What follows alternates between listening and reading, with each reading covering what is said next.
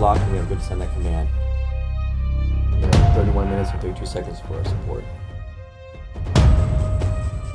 Go for status buffer dump.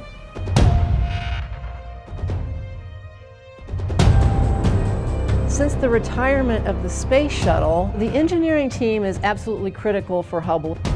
It always has been. Without the shuttle going up to replace any equipment failures that we have to make do with what we have. What we really are concentrating on is just keeping the telescope working and keep the science going. And everything looks excellent, and we have no reason not to expect that Hubble will last until the late 2020s and beyond.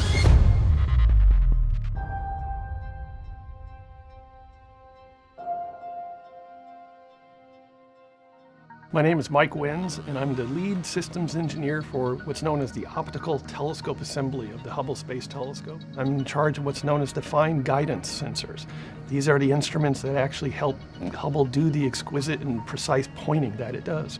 Right now we're getting ready to perform an observation. The telescope is going to be trying to go to acquire some guide stars in just a few minutes here. The stock is the Space Telescope Operations Control Center, where we send commands to the spacecraft.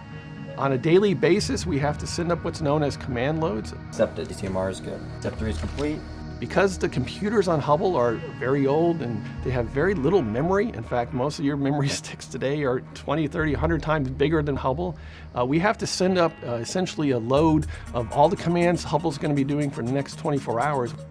On a routine basis, we always keep 24 hours of instructions on board, so it's routinely updating for the new sequence 24 hours in advance. We'll start with doing our premise uplink.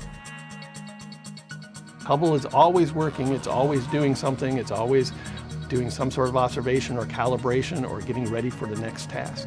We'll be locked on our forward at 14:33:17. Hubble is truly a 24/7, 365-day-a-year instrument, so Hubble can keep on going. It never stops. And we are configured. It's been verified. Now we do have to, because of this low Earth orbit we're in, the actual observations, when we're taking a picture of something or doing a science observation, we actually have to wait because sometimes the Earth gets in the way. So we have to pause, wait until the Earth gets out of the way as we go back around and start the observation back up. You have constraints. You don't want the optics pointing at the sun, and you don't want the instruments to have their shutters open when you're looking at the Earth, because the Earth is bright for them. And then we have the South Atlantic Anomaly, the SAA, which is a portion of the Earth where we get proton hits that will affect the electronics in Hubble and can also affect the instruments in Hubble. And so we have to plan out very carefully our targets and observations. We have a timeline that's laid out to maximize the efficiency of it. Hubble can actually take observations during day and night passes. Every 95 minutes, we go around the Earth. The batteries will charge from the solar rays during the day pass, and then at night, batteries power the observatory so we can continue observing. The scheduling with Hubble, we're trying to put it together as efficiently as possible, minimize our gaps. The goal is to constantly keep it busy. We're constrained to a certain extent, but whenever we have visibility, we are observing. The demand for use of the Hubble Space Telescope from scientists around the world is very high. Hubble is at its most productive. It's got some of the best instruments that have ever been on board it. There's a very high demand. Hubble's performing exceptionally well. 2, 1, and liftoff of Space Shuttle Atlantis. Final visit to enhance the vision of Hubble into the deepest grandeur of our universe. Since the final Space Shuttle servicing mission, we're using Hubble to get the best kind of science return we can from the suite of instruments that we have. So our focus now is on making sure we get the best science while it's still operating so well. Luckily, at the end of the last servicing mission, we were actually left with a telescope in great condition, but Hubble is getting older and older. It's a very old telescope. Now, 10 years after the last servicing mission, we can't rely upon servicing missions to fix things, so we have to rely upon our own ingenuity to be able to figure out if something does fail, what are the alternative paths that we have. For the telescope to keep giving us this peak science, we need lots of things to be working together very well on the telescope. We need a pointing accuracy system that is outstanding, and keeping that whole system healthy and functioning so that we can point Hubble very accurately, even while it's whizzing around Earth in its orbit. For the telescope to be able to do the science it needs to do, we have to hold it very, very steady. There is actually a little bit of motion. I mean, it's hard. We're zooming around the Earth at 17,000 miles an hour, so it's hard to hold the telescope perfectly like that. The gyros are working really good. The gyroscopes can sense motion in each direction. And so because of the gyroscopes that we have on board and how sensitive they are in terms of sensing motion, that we can keep our cameras steady. Gyros are very good at measuring these very small rates. The fine guidance sensors are actually sort of used, I always like to describe it as backseat drivers. And they constantly tap on the gyro's shoulders, it's about once a second. And they keep saying, turn left, a little bit more right, a little bit left, a little bit right. I mean, it must be driving the gyros nuts.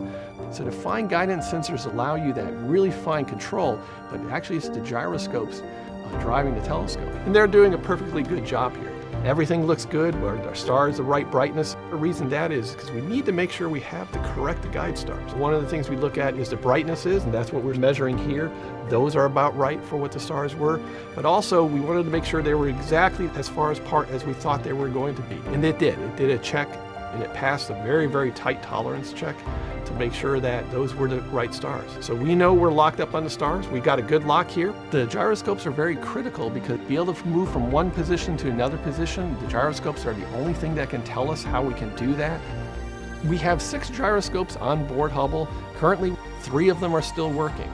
And 3 is sort of what people used to think of as the minimum number, but we have developed a science mode where we only need 1 gyro.